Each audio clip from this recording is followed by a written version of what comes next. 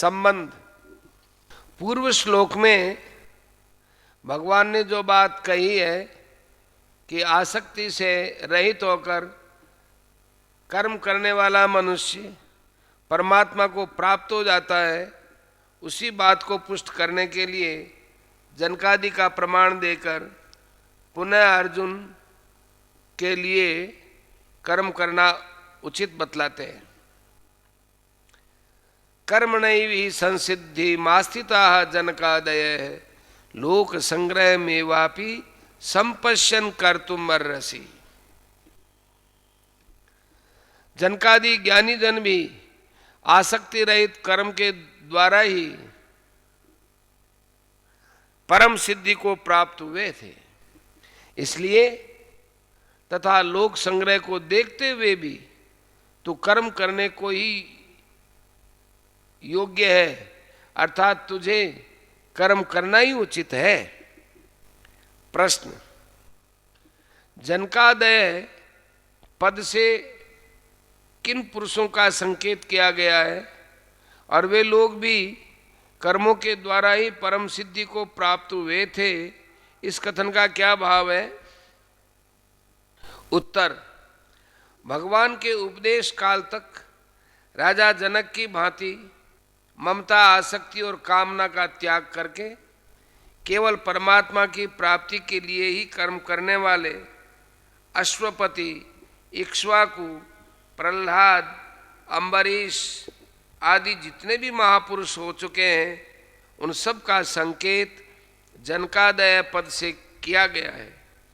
पूर्व श्लोक में जो ये बात कही गई कि आसक्ति से रहित मनुष्य परमात्मा को प्राप्त हो जाता है, उसी को प्रमाण द्वारा सिद्ध करने के लिए यहाँ ये बात कही गई है कि पूर्व काल में जनकादि प्रधान प्रधान महापुरुष भी आसक्ति रहित कर्मों के द्वारा ही परम सिद्धि को प्राप्त हुए थे। अभिप्राय यह है कि आज तक बहुत से महापुरुष ममता, आसक्ति और कामना का त्याग करके कर्मयोग द्वारा परमात्मा को प्राप्त कर चुके हैं। यह कोई नई बात नहीं है। अतः यह परमात्मा की प्राप्ति का स्वतंत्र और निश्चित मार्ग है, इसमें किसी प्रकार का संदेह नहीं है। प्रश्न, परमात्मा की प्राप्ति तो तत्व ज्ञान से होती है, फिर यहाँ आसक्ति रहित कर्मों को परमात्मा की प्राप्ति में द्वार बताने का क्या अभिप्राय है? उत्तर, आसक्ति रहित कर्मों द्वारा जिसका अंतःकरण शुद्ध हो जाता है, उसे परमात्मा की कृपा से तत्व ज्ञान अपने आप मिल जाता है तथा कर्मयोग युक्त मुनि तत्काल ही परमात्मा को प्राप्त हो जाता है। इसलिए यहाँ आसक्ति रहित कर्मों को परमात्मा की प्राप्ति में द्वार बतलाया गया है।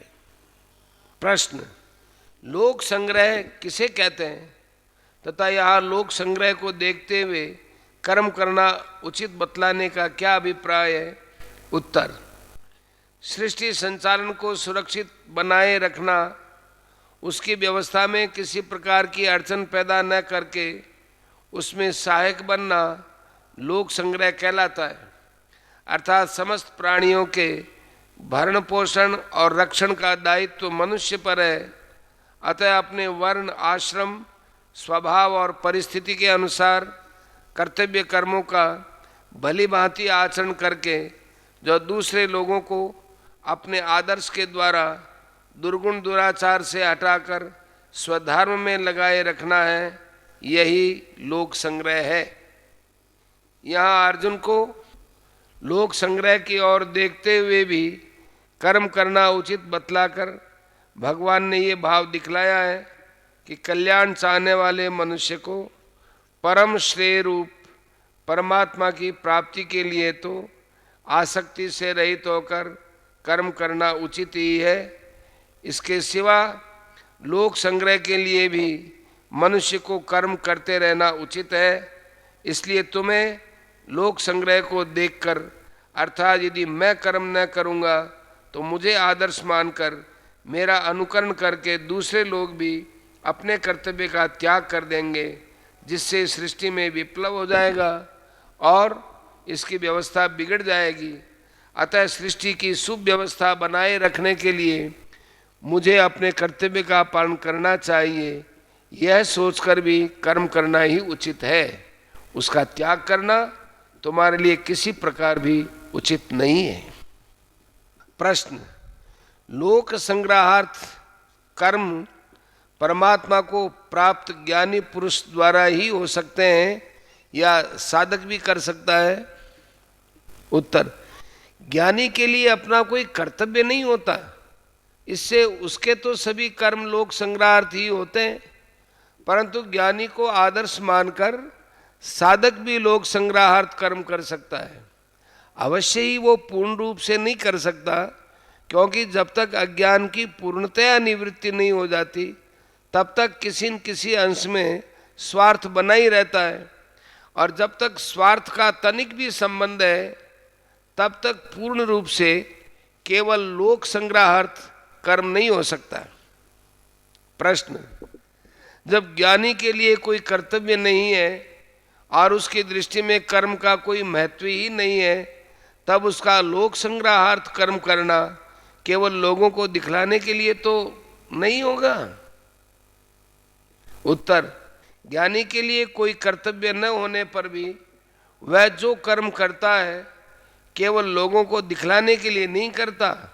मन में कर्म का कोई महत्व न हो और केवल उससे लोगों को दिखलाने भर के लिए किया जाए, यह तो एक प्रकार का दंभ है। ज्ञानी में दंभ नहीं रह सकता।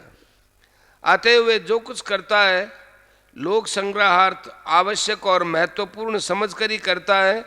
उसमें न दिखाऊपन है, न आसक्ति है, न कामना है और न अहंकार ही है। ज्ञानी के कर्म किस भाव से होते हैं इसको कोई दूसरा नहीं जान सकता।